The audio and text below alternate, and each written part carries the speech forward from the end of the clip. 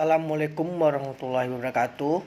Nama saya Dimas Setio Nugroho. Di sini saya ingin mempresentasikan tentang otonomi daerah. Otonomi daerah adalah penyerahan kewenangan dari pemerintah pusat kepada pemerintah daerah untuk mengurusi urusan rumah tangganya sendiri, berdasarkan prakarsa dan aspirasi dari rakyatnya dalam kerangka Negara Kesatuan Republik Indonesia. Dengan adanya desentralisasi, maka munculan otonomi bagi suatu pemerintah daerah. Desentralisasi sebenarnya adalah istilah dalam keorganisasi yang secara sederhana didefinisikan sebagai penyerahan kewenangan. Dalam kaitannya dengan sistem pemerintahan Indonesia, desentralisasi akhir-akhir ini seringkali dikaitkan dengan sistem pemerintahan karena adanya desentralisasi sekarang menyebabkan perubahan paradigma pemerintah Indonesia. Desentralisasi juga dapat diartikan sebagai pengalihan tanggung jawab, kewenangan, dan sumber-sumber daya, dana manusia, dan lain-lain dari pemerintah pusat ke pemerintah daerah. Dasar pemikiran yang melatar belakangnya adalah keinginan untuk memindahkan pengambilan keputusan untuk lebih dekat dengan mereka yang merasakan langsung pengaruh program dan pelayanan yang dilaksanakan oleh pemerintah.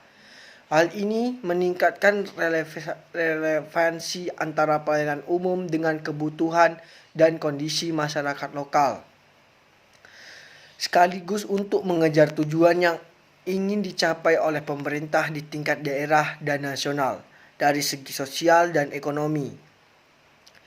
Inisiatif peningkatan perencanaan, pelaksanaan, dan keuangan pembangunan sosial ekonomi diharapkan dapat menjamin digunakannya sumber-sumber daya pemerintah secara efektif dan efisien untuk memenuhi kebutuhan lokal. Permasalahan otonomi daerah di Indonesia.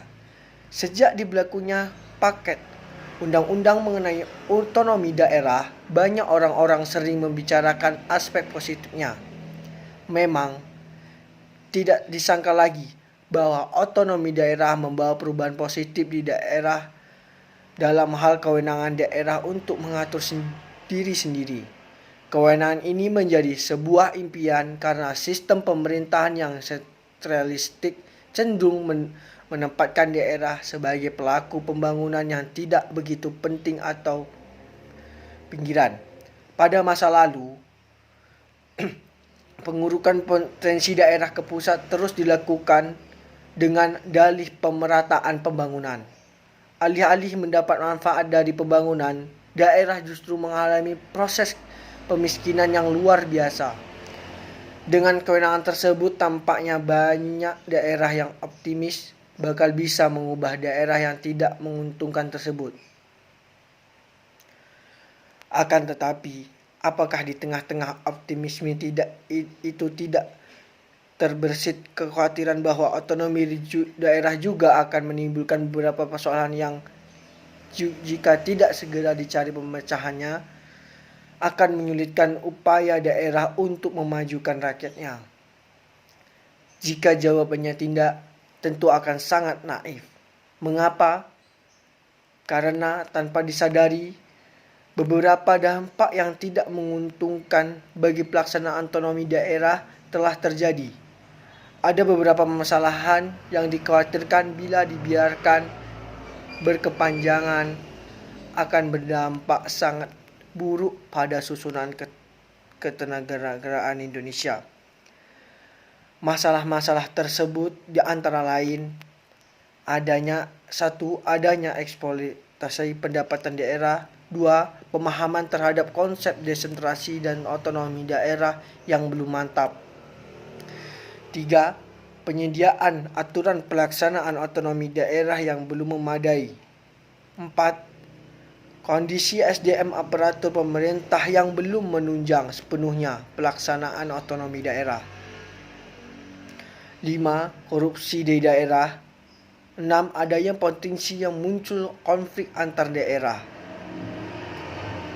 Pembahasan tersebut dibahas dengan lanjut sebagai berikut. Salah satu konsekuensi otonomi daerah, kewenangan daerah yang lebih besar dalam pengelolaan keuangannya, mulai dari proses pengumpulan pendapatan sampai pada alokasi pemanfaatan pendapat daerah tersebut. Dalam kewenangan semacam ini sebenarnya sudah muncul inherent risiko bawaan bahwa daerah akan melakukan upaya maksimalisasi, bukan optimalisasi, perolehan pendapat daerah. Upaya ini didorong oleh kenyataan bahwa daerah harus mempunyai dana yang cukup untuk melakukan kegiatannya, baik itu rutin maupun pembangunan. Daerah harus membayar seluruh gaji seluruh pegawai daerah, pegawai pusat yang statusnya dialihkan menjadi pegawai daerah, dan anggota legislatif daerah. Di samping itu, daerah juga dituntut untuk tetap menyelenggarakan jasa-jasa publik dan kegiatan pembangunan yang membutuhkan biaya yang tidak sedikit. Dengan skenario macam semacam ini, banyak daerah akan terjebak dalam pola tradisional dalam pemolehan pendapat daerah, yaitu mengintensifik pungutan pajak dan retribusi.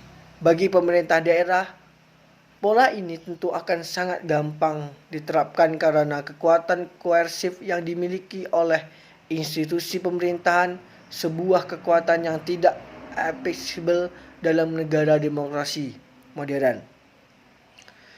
Pola peninggalan kolonial ini menjadi sebuah pilihan utama karena ketidakmampuan pemerintah dalam mengembangkan sifat wirausaha. Apakah upaya inspeksi pajak dan restitusi daerah itu salah? Tentu tidak. Tetapi yang jadi persoalan sekarang adalah bahwa banyak pemerintah daerah yang terlalu intensif mengungut pajak dan restitusi rakyatnya. Pemerintah daerah telah kebablasan dalam meminta sumbangan dari rakyat. Buktinya adalah jika menghitung beberapa item pajak dan restitusi yang harus dibayar selaku warga daerah, jika teliti jumlahnya akan mencapai ratusan item. Beberapa bulan lalu berkembang sistem di kalangan warga DKI Jakarta bahwa setiap aktivitas yang mereka lakukan telah menjadi objek pungutan Pemda DKI, sampai-sampai buang hajat pun harus membayar retribusi. Pemda Provinsi Lampung juga bisa menjadi contoh untuk ketika menerbitkan perda tentang pungutan terhadap label sebuah produk. Logika yang dapat adalah bahwa label tersebut termasuk jenis papan reklame berjalan. Hal ini terlihat lucu karena tampaknya pemerintah setempat tidak bisa membedakan mana reklame sebagai bentuk iklan dan mana label produk yang berfungsi sebagai identifikasi nama dan spesifikasi sebuah produk. Kedua, jika perda tersebut diberlakukan, sepertinya kurang meyakinkan apakah perda tersebut jadi diberlakukan atau tidak, dan timbul kesulitan besar dalam penghitungan dan pemungutan restitusi. Dengan dua contoh tersebut, penulisan ingin mengatakan bahwa upaya pemerintah daerah dalam menggali pendapatan daerah di era otonomi ini telah melampaui batas-batas akal. Di saat pihak sebagai warga negara kita harus ikut berpartisipasi dalam proses kebijakan publik dan menyumbang sebagai kemampuan ekonomi yang memiliki melalui pajak dan restitusi. Akan tetapi, apakah setiap upaya pemerintah daerah dalam menguat pendapatan dari rakyatnya hanya berdasarkan jenis semacam itu? Tidak. Adakah ukuran kepastian sejauh mana pemerintah daerah dapat meminta sumbangan dari rakyat? Sekian dulu, itulah presentasi dari saya di Masjid Nugroho. Saya akhiri. Assalamualaikum warahmatullahi wabarakatuh.